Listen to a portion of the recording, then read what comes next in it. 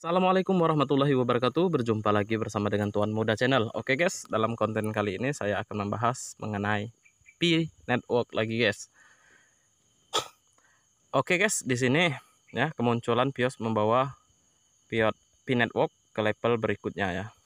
Oke guys, di sini saya kutip dari halaman Pi APPS ya. Di sini teman-teman juga bisa berkunjung ke halaman ini melalui link yang ada di deskripsi saya ya teman-teman. Oke, untuk ke info selanjutnya di sini, teman-teman, di sini dia berbahasa Inggris ya, teman-teman. Saya kurang paham dengan bahasa Inggris, tetapi saya bahasakan Indonesia. Ya, teman-teman juga bisa baca-baca di sini ya. Tapi sebelum lanjut ke video ini, teman-teman bantu dulu subscribe channel saya biar saya lebih semangat lagi untuk memberikan informasi tentang Pi Network.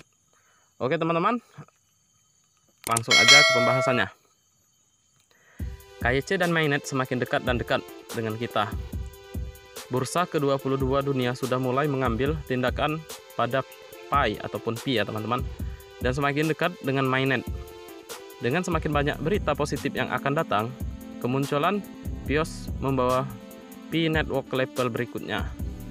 Pi Network lebih dari sekedar proyek blockchain. Para pencinta aturan permainan sistem operasi blockchain generasi berikutnya di dunia keuangan kriptografi, dan para kreator mewakili semuanya. Pi Network awalnya merupakan proyek penambangan gratis untuk ponsel, tetapi seiring waktu, proyek berbasis teknologi blockchain ini bukan lagi proyek cryptocurrency, tetapi secara bertahap memperluas ruang lingkupnya. Pinode Pi Browser app Hackathon untuk mempromosikan konstruksi ekologi.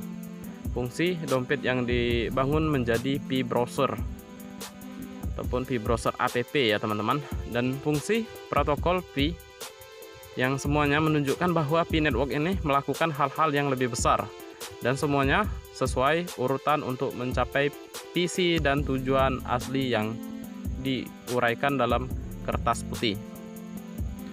Pertanyaannya adalah bagaimana pendapat Anda tentang BIOS ini? Oke teman-teman bisa komentar ya di bawah. Jadi pendapat teman-teman tentang BIOS ini gimana? Oke, next langsung lagi. Pi meluncurkan nama domainnya sendiri, Pi dari tanah ke atas. Dalam lebih dari 10 juta sejarah mata uang kripto, hanya Pi Network yang memiliki nama domain sendiri dan hak milik. Pengembang perangkat lunak telah terlibat dalam pembangunan ekosistem Pi ataupun Pi waktu itu. Ekologi pohon pinus tinggi dan Devi, Ted Hagata domestik, Mal Kyonghu dan lain-lain. Pada akhir September, tanpa diduga, Pi Network benar-benar meluncurkan protokol internet Pi ataupun Pi blockchain. Ini adalah tindakan revolusioner yang mendefinisikan ulang atur permainan. Di Twitter resmi Pi Network, mereka semua secara langsung menyatakan bahwa mereka akan memulai Web 3.0, tetapi tanpa keterampilan teknik ataupun teknis ya. Mereka tidak akan berani mengatakan hal seperti itu. Kemudian, pada 1 November, pengumuman KYC menunjukkan BIOS yang merupakan sistem operasi. Siapa yang mengembangkan sistem operasi ini? Ponsel Apple memiliki sistem Apple tertutup sendiri. Sistem Android adalah open source. Tetapi berapa nilai pasar dari aplikasi ekologi yang dibangun di atasnya saat ini? Produsen ponsel adalah produsen pon Android kecuali Apple ya. Jadi pertanyaannya, untuk siapa sistem operasi BIOS yang dirancang? Yaitu hanya ada satu jawaban. Ini adalah ponsel Tesla Pi. Jadi di situ teman-teman ya, jika HP kita bisa menambang Pi ya, berarti itu untuk HP sekelas kita ya. Oke, next. Jadi Pi Network saat ini semakin tidak dapat dipahami. Mungkin itu hanya ujung dari gunung es Pi Network. Semua orang tahu bahwa mata Persi adalah yang terpanas saat ini. Baru-baru ini Facebook mengubah namanya menjadi Meta, mengembangkan sepenuhnya dunia network. Jadi jika Meta Persi tidak bisa berjalan di Web 3.0, maka Web 3.0 seperti itu bukan Web 3.0 yang nyata, tetapi semua 3.0 tidak ada server penyimpanan data besar yang besar untuk menjalankan aliran data besar seperti Meta Persi. Hanya mengandalkan node Pi Network saja tidak cukup. Jumlah node aktif yang dipilih network mencapai 15.300, tetapi gambar, suara, animasi, film untuk menjalankan aplikasi dengan aliran data besar semacam ini.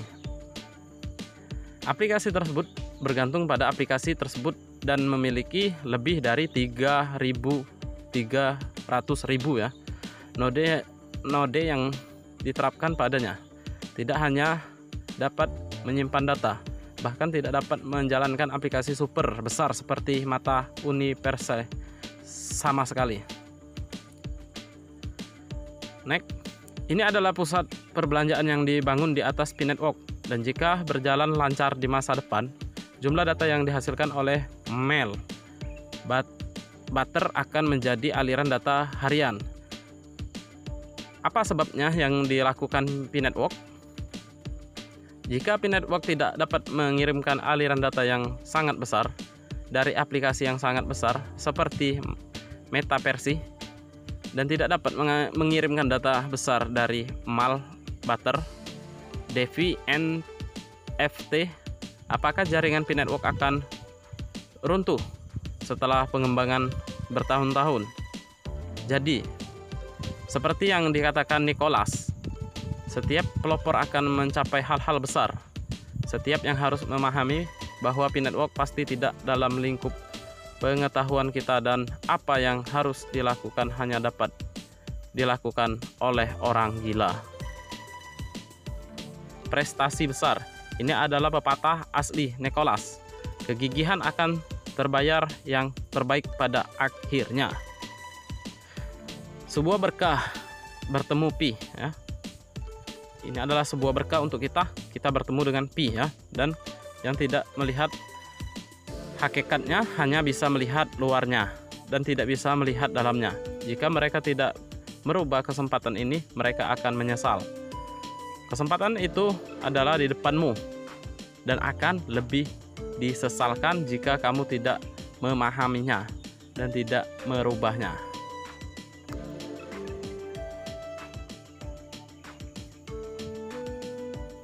Jadi di situ ya teman-teman, untuk kita semua, kita harus lebih semangat lagi untuk menambang Pi. Jadi di sini yang sudah dikatakan Nicholas ya, kegigihan akan terbayarkan ya, yang terbaik pada akhirnya. Jadi di situ kita harus tetap semangat untuk menjalankan visi dan misi dari Pi Network ini. Kita harus aktif terus menambang ya. Jika kita punya anggota di bawah kita bangunkan mereka yang sudah tidur, karena sudah tinggal beberapa hari lagi kita akan melakukan KYC massal ya. Jadi buat teman-teman, nggak usah lagi memaksakan untuk KYC. Kemarin kita hanya ada dapat 100 uji coba setiap negara ya teman-teman. Jadi 100 itu telah habis. Jadi kita sekarang tidak usah memaksakan diri karena itu belum dibuka ya teman-teman. Jadi kita tunggu aja KYC massal. Kemarin kenapa KYC massal itu dilakukan ya? KYC bukan massal ya teman-teman.